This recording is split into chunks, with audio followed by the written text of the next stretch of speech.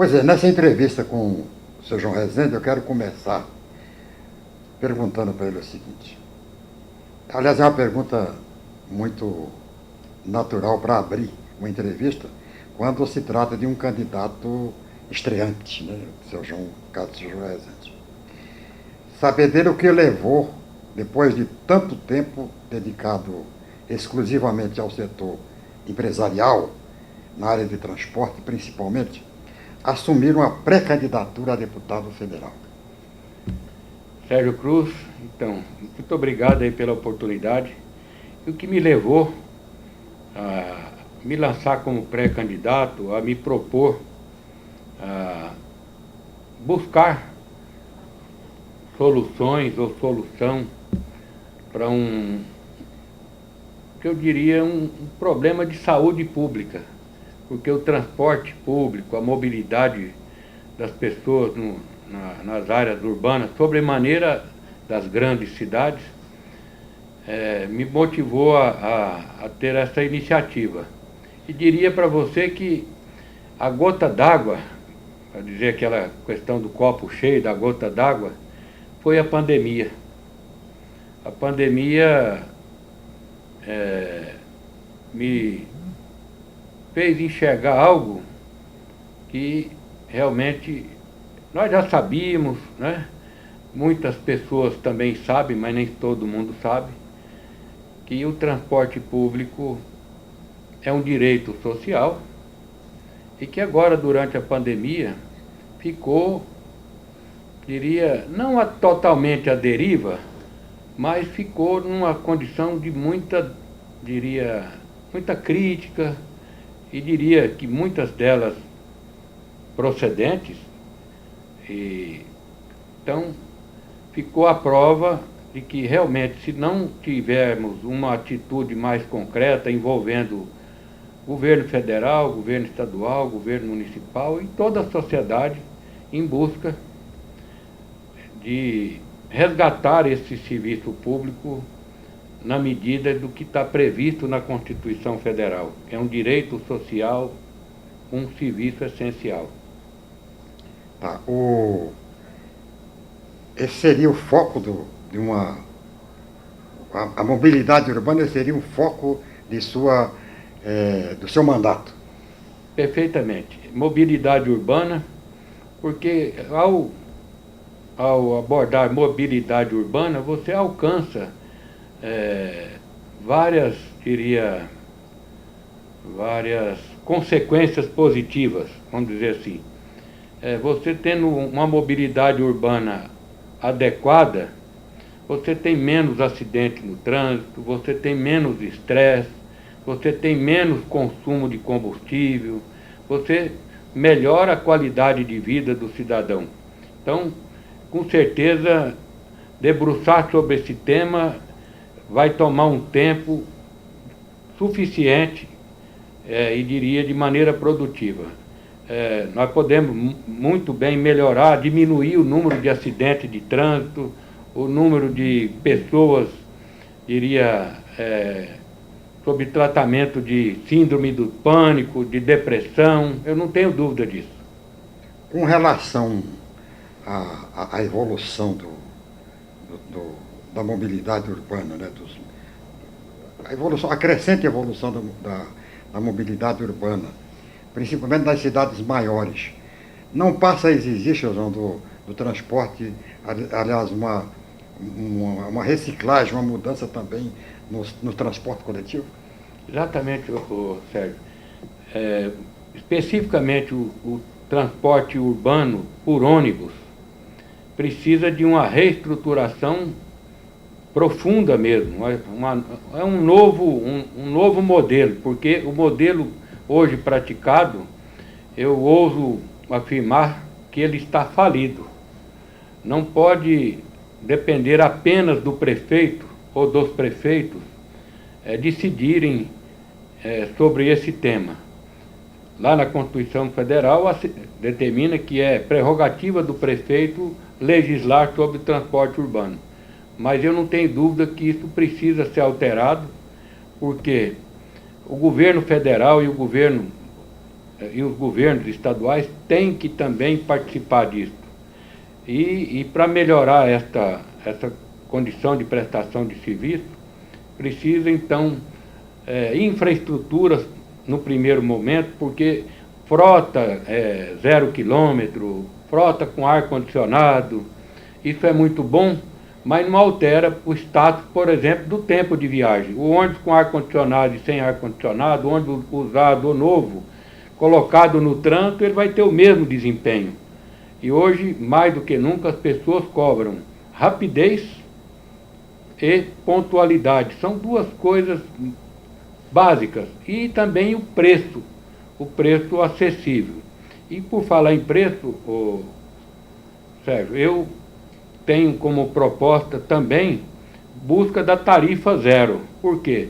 Se tratando de um direito social, lá no artigo 6º da Constituição, e por uma emenda proposta à época pela então deputada Heloísa Erundina, colocou o transporte público no mesmo patamar da educação, da segurança e da saúde. A segurança tem o Fundo Nacional, a educação tem um fundo, a saúde tem um fundo e o transporte não tem ainda. Precisa que os governantes, o Congresso, os prefeitos e toda a sociedade debata esse tema e crie um fundo para que busquemos a tarifa zero, ainda que num segundo momento. Nós já temos essa realidade, tarifa zero no Brasil, em 40 cidades. Mas esse custeio está a cargo apenas da prefeitura, o que eu acho que não é nada seguro. Nós temos que ter uma política nacional para que dê segurança para o prefeito, dê segurança para o empresário que presta o serviço, até porque muitas pessoas imaginam que a obrigação de custear o transporte público, na ausência de arrecadação insuficiente, é do empresário, e não é. A obrigação é do poder público custear esse sistema. Então, a tarifa zero ela pode ser alcançada sim, precisa de uma mudança profunda, mas ela é uma realidade já em 40 cidades do Brasil.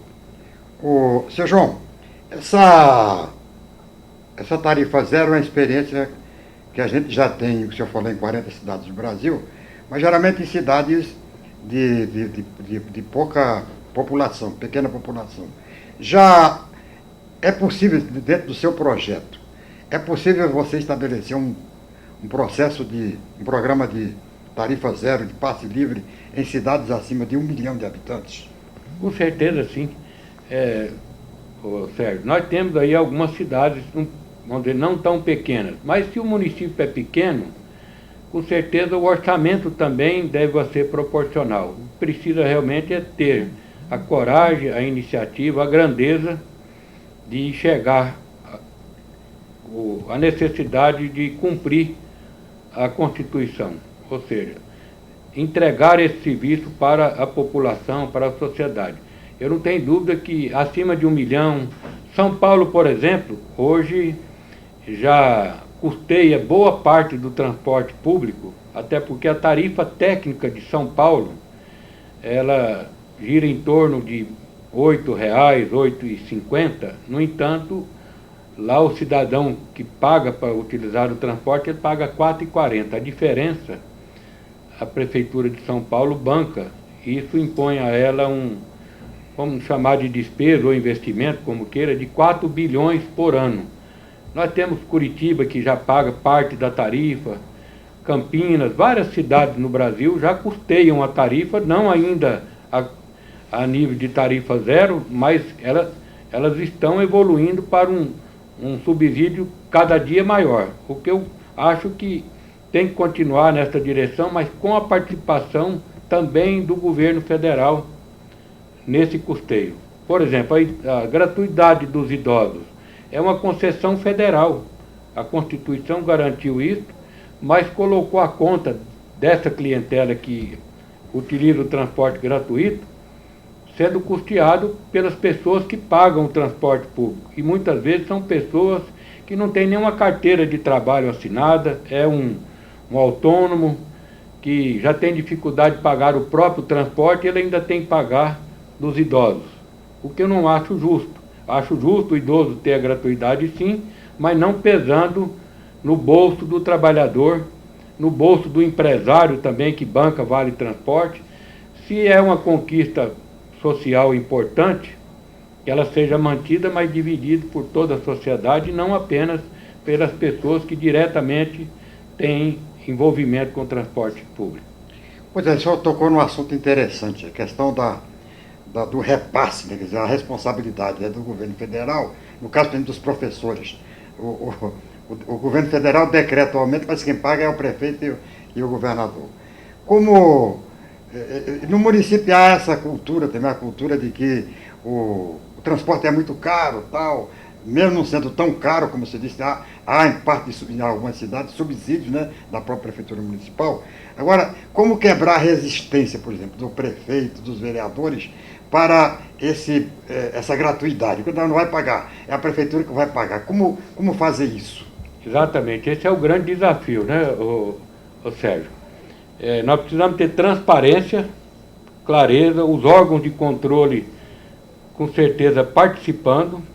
O empresário prestador do serviço de transporte tem que ser contratado por quilômetro rodado, com um controle rígido sobre essa prestação de serviço. E essa quebra de paradigma realmente é algo muito profundo, mas eu tenho certeza que precisa ser feito e é possível ser feito. Até porque a gente ouve aí de pessoas que viajam aí pelo mundo, na Europa o transporte funciona maravilhosamente, eu compro lá um cartão e eu consigo utilizar o transporte o dia todo pagando lá $1, $2, e um serviço de excelência. Naturalmente um serviço de excelência ele não custa barato, por isso é que lá na Europa, nos Estados Unidos e em outros países, o governo é quem subsidia esse serviço. E ao fazer isso, dando qualidade, porque também me permite, Sérgio, ter uma tarifa zero e um serviço ruim não vai agradar também. Porque se o serviço for ruim, de graça é caro. Nós precisamos mudar, nós precisamos criar os corredores, as faixas exclusivas, isso de repente ser de maneira obrigatória. De repente, olha, uma cidade acima de 200 mil habitantes, por exemplo, é só aqui uma hipótese.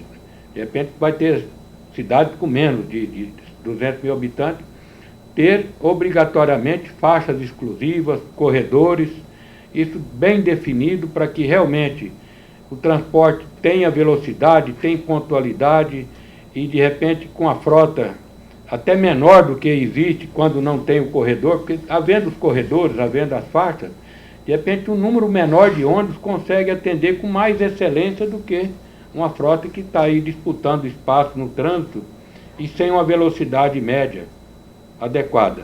Hoje o transporte de Campo Grande, por exemplo, tem uma velocidade média de 15 km/h. Onde você tem corredores e faixas exclusivas, essa velocidade ela dobra. Então, o consumo de combustível diminui, a poluição diminui, o número de acidentes diminui. Então é algo com muita clareza, tem eficácia, tem que ter a infraestrutura e tem que ter também a redução no custo da tarifa. Sr. João, o senhor representa uma liderança no setor, uma liderança até em nível regional e até em nível nacional. Essa sua candidatura, ela tem a representatividade, tem a aprovação de todo o setor? Tem a simpatia, tem a aprovação, tem a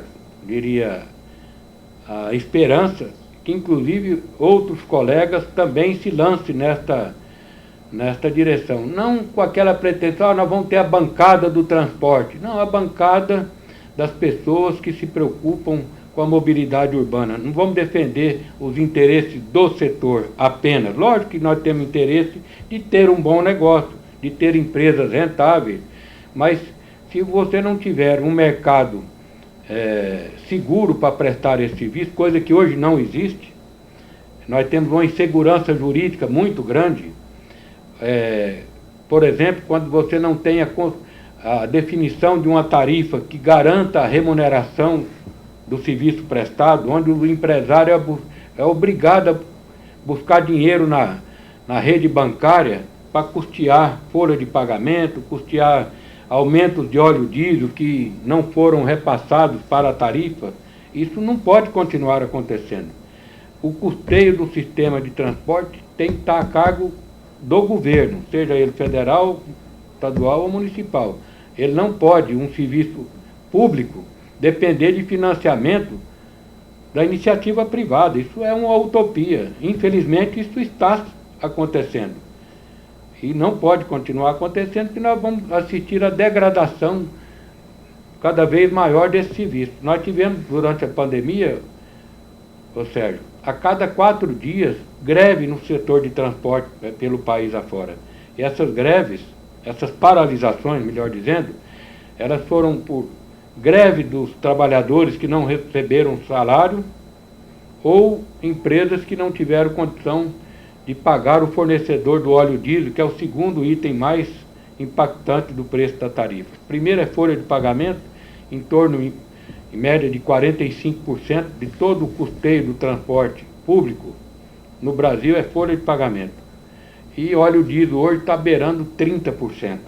Isso, antes da pandemia, era em torno de 22% a 25%. Hoje passa de 30%, com essa disparada do preço do óleo diesel. Seu João, muito obrigado pela entrevista. Muito boa sorte nessa sua nova empreitada. E a gente vai ter a oportunidade de se conversar mais vezes durante a campanha. E depois da campanha, a gente espera, torce aqui por sua eleição, pela representatividade que o seu nome apresenta nessa pleiade de candidatos. Sérgio, eu agradeço e estou confiante e tenho um compromisso com a sociedade, com meus amigos, com os meus sócios, né? E fui, assim, bem estimulado a continuar nessa empreitada e, ao mesmo tempo que estimulado, questionado. Mas somente agora, o que é que te levou? Foi exatamente isso. A pandemia, eu costumo comparar com a Segunda Grande Guerra, com a Primeira Grande Guerra, com as guerras, com as crises. Elas proporcionam, são momentos que impõem, então, criatividade. E aí, nessa esteira, nós temos a evolução da tecnologia, da comunicação, da medicina e também do comportamento das pessoas. Eu, até bem pouco tempo, não me enxergava me lançar a carreira política. Hoje eu estou motivado e tenho certeza que posso colaborar. Naturalmente que todos nós temos uma dosezinha de ambição, de vaidade. Eu não estou fora disso, eu admito com toda a pureza da alma, mas dentro daquilo que seja coberto de bom senso. Estou à disposição e quero trabalhar e pedir a confiança de toda a sociedade sul-mato-grossense. Eu quero defender realmente algo que tem fundamento e é possível fazer. Muito obrigado.